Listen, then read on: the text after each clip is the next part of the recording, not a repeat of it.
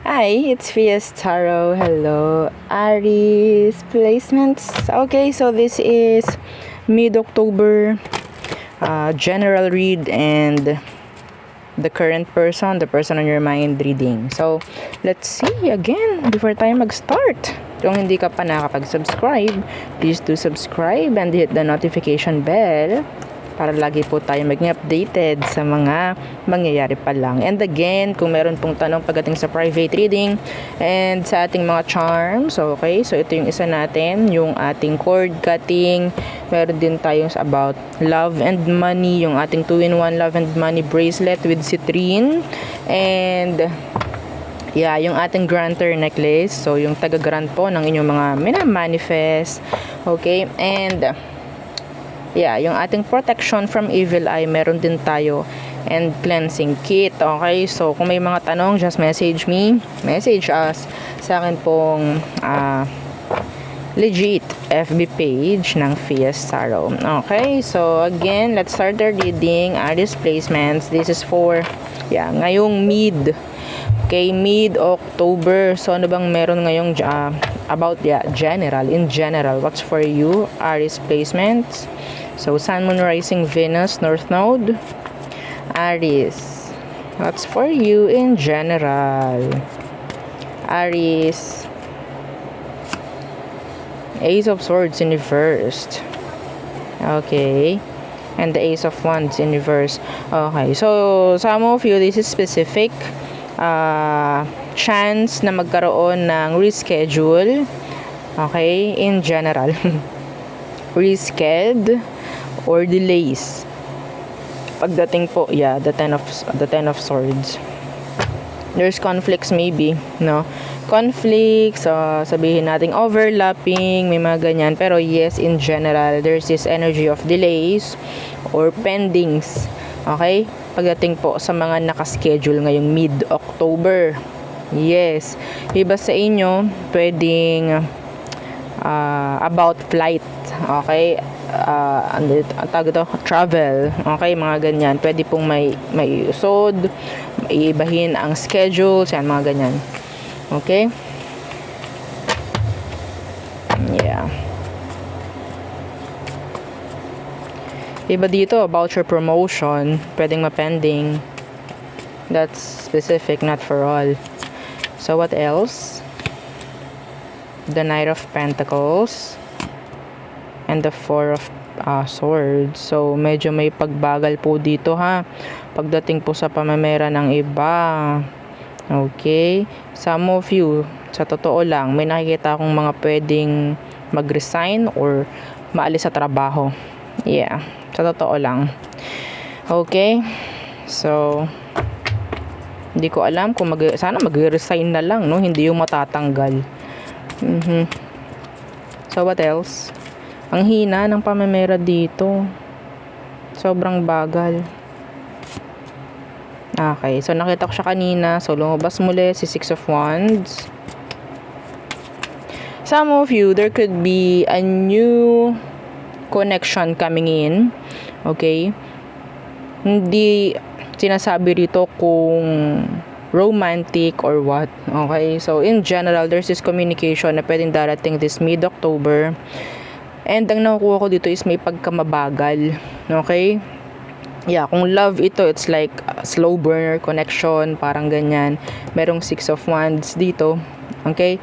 So, it's like, may patutunguhan namang maganda kung sakali. Okay? There's success. Yan, victory. Diyan sa connection na to. Wag lang kayong sabihin nating panega. Okay? So, what's with the Six of Wands? Yeah, 10 of Wands. Okay, so in total, diba? Ang nakuha ko dito is stability. Okay? Yung iba dito nakuha ko energy na parang tawag dyan, pupunta ng gym. Okay? Merong something na parang i-build. Okay? Yung energy is like putting effort. Okay, meron ako nakikita ditong paghihirapan pero maganda ang kalalabasan. Okay? So, Yeah, the Four of Wands. Ito yun. Ayun yung hinahanap ko.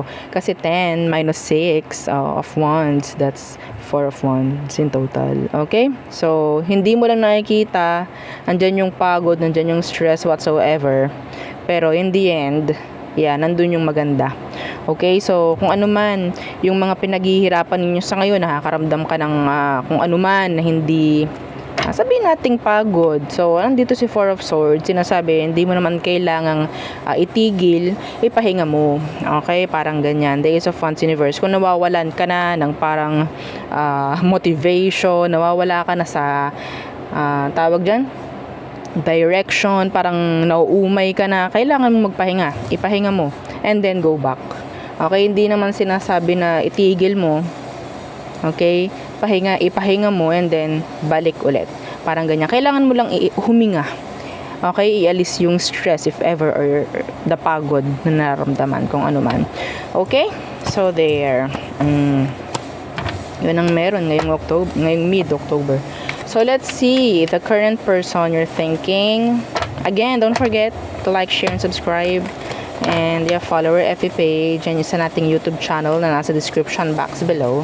So let's see yung love letter. Okay? So pagdating sa charms, they're all available.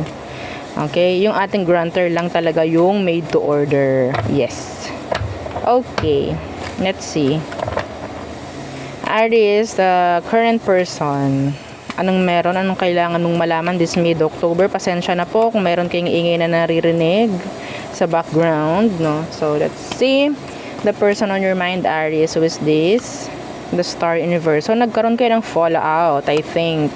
Yeah, the Ten of Wands. Fallout, maybe, or parang itong taong ito is napakahirap makuha, mga ganyan. It's like a between, o diba? Na titingnan mo na lang from afar, parang ganyan, admiring. Okay? So, tingnan natin. Some of you, you're healing from this person. Yeah. So, marami po maraming energy ako nakuha. So, kunin lang kung anong naka-resonate. So, anong kailangan nung malaman sa kanya? Anong kailangan nung malaman sa kanya? Anong meron this mid-October? The moon. What? The star, the moon, kulang na lang the sun, di ba?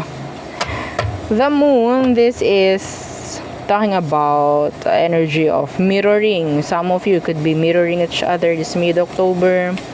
Okay, that's energy rin ng sadness, mga ganyan. And nandun din yung energy ng secrets. Okay? The Ace of Pentacles. Yun. So, sabihin natin feeling the missed opportunity. Okay, whether this person is a new person or a past person. Yeah. Andyan yung energy ng feeling the missed opportunity with you. Okay, there's no energy of taking actions coming from your person, mga Aries. Okay?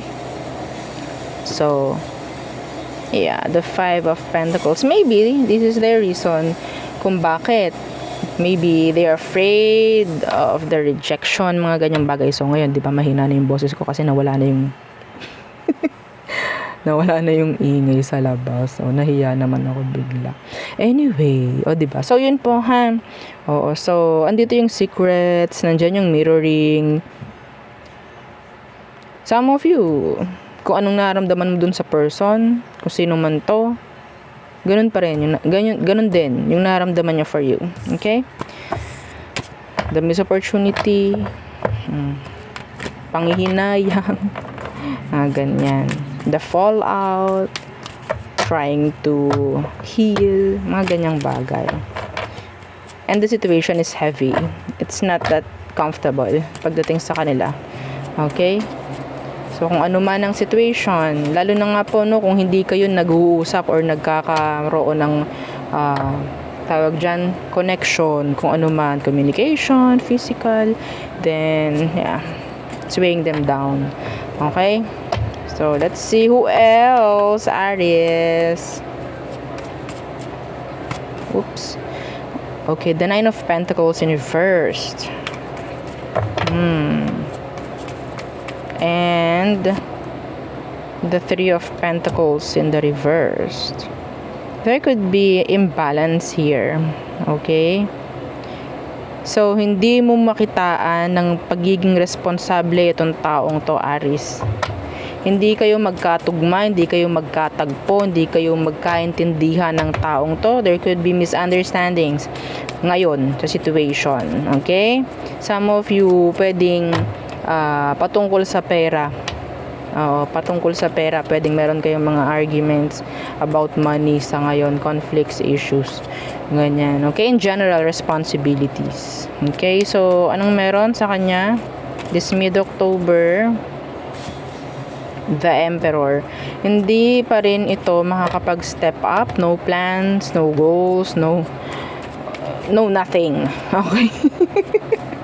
Let's see, the Emperor in reverse. Yeah, the Four of Wands. So, kahit sabihin nating may mga plano siya, kung hindi naman niya kaya nagampanan yung mga responsibilidad. Okay, the Page of Cups is here in reverse. I don't know. Wow. Okay, so, and the High Priestess. Andun yung energy na tahimik, wala kang maririnig from them. Okay?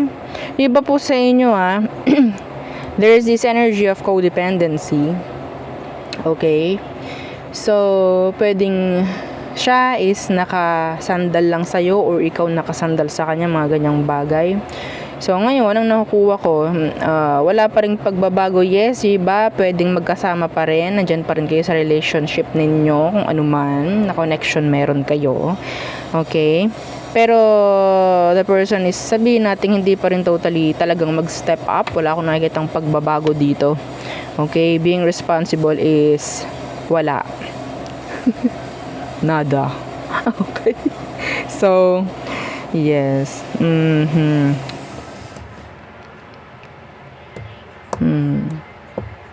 Andun pa rin yung aasa at aasa. Yeah. Kung ikaw ay pinapaasa ng taong to, nandun yung energy na papasahin ka pa rin actually. So, let's see. Iba po no label. Ako nakikita, pwedeng label yung kailangan mo dun sa person pero hindi pa rin niya ibibigay this mid-October. Okay? So, who else? Aries, who else? Who else? Aries placements. The person. Okay. The Magician. What's with that? The Magician. Could be a Virgo. The Chariot. The Cancerian. This person is a controller. Okay? Kinokontrol, minamanipula ng taong to. Yung iba sa inyo. Some of you, nakukuha ko, you want communication with this person pero hindi siya nagiging consistent. Ikaw at ikaw parang gumagawa ng paraan para tumakbo. Okay? Yung connection na meron kayo. Yeah, the Ace of Swords. Communication. The Hermit. Yeah. Pwedeng isa dito is usap ng usap, communicate ng communicate, reach ng reach out, parang ganyan, no? Pero yung isa is hindi. It's like, yeah, pwedeng somebody's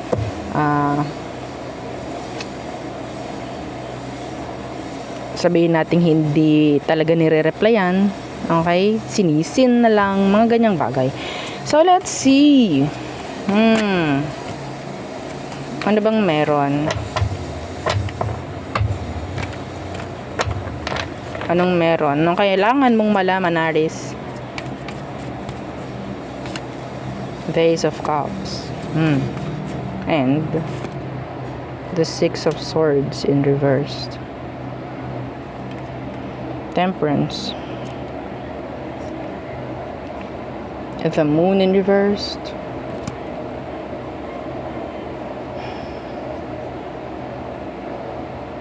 Titingnan ng taong to kung hanggang kailan, hanggang saan mo kakayanin. Parang ganyan. Okay? I think some of you, challenge ka lang ng taong to. Yeah, they're challenging you. Iba po dito, pwedeng bago to, Okay? Iba dito, gusto mo ng communication or kung ano mang connection galing dyan sa person, pero hindi siya nagiging, sabihin nating, yun nga, katulad ng binabato mo sa kanya. Hindi ganon. Some of them, they're hiding their true emotions. Yeah, they want to challenge you. Tinitingnan nila kung hanggang saan yung kakayanin mo, hanggang saan yung pasensya mo sa kanila. If this person is somebody new, a new, tawag dyan, a new love interest. If this is a new love interest, they want to challenge you. Kasi tingin niya sa'yo, nasa iyo lahat ng tools. Okay, and wala silang gagawin. Okay, wala silang gagawin. Challenge ka lang niya. So, let's see. Let's go sa all signs. Aries through Pisces. Okay, Aries through Pisces. Again po, yeah, don't forget to like, share, and subscribe. So, Aries, I think they have something to offer. Okay. Taurus, they're thinking of you. Gemini, no changes. Cancer, they're into you. Gusto ka ni Cancer. Leo, some of them, they can't move on. They still choosing to stay, choosing to hold on. Some of them, they still love you. Okay? They can't move on. Virgo, they're into you like physically. They're thinking of you sexually, some of them. Libra, miss opportunity with a Libra. Okay, Scorpio can't step up. Nandun pa rin yung immaturity ng Scorpio na to. So, Sagittarius, they're afraid of something. They are afraid. Afraid of the unknown. Capricorn, there's jealousy. Aquarius, standing on their ground. Ego. They want you to boost their ego, I think. And Pisces, some of you, this could be may usaping pera, yung iba sa inyo. Anyway, so the Ten of Coins, this is commitments. They want commitments. Okay? They want something na parang makakausap ka ng matino. Parang ganyan. Yeah, the Judgment in reverse. They need something from you. Yeah, see the Ace of Swords. They want communication. They want clarity. Maybe. Okay? Or kung ano man yung gusto nila. Diba nahina yung boses ko? Kasi nahina din yung ingay sa labas. Baka sobrang lakas ng bibig ko. Anyway, so there. Yeah. Kukuha tayo ng kaunting tawag dyan.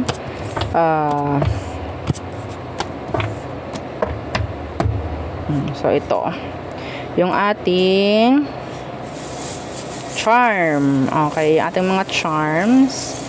So, again, it's up to you kung paano mo i-connect yung sarili mo sa ating mga mabubunot. Kung meron man, edi good. Kung wala, okay lang. Kung naka-resonate sa'yo yung reading and meron kang na-connect din dito sa charm na to, yes, gawin mong sign. Okay? Gawin mong sign na yun talaga. Reading mo talaga yon. Pero kung hindi, okay lang. Aries.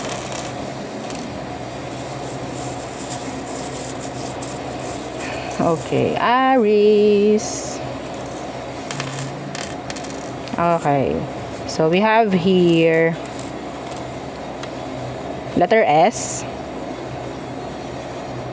Okay, letter F.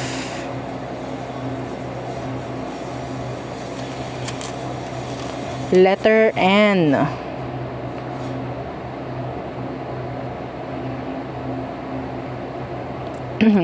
A rocking horse, a crucifix, so dalawa, may dalawang crucifix dito, a star, yellow star, so mermaid's tail or a fish tail, a dragonfly, scissors. Okay. So, another fish tail or mermaid's tail. And the crescent moon. Okay, so there. So, yeah. Yun ang aking reading for you, Aries placements. Again, please don't forget to like, share, and subscribe. And, yeah, follow our FB page. And yung ating pong second YouTube channel na Love Reading. Again, thank you. Goodbye.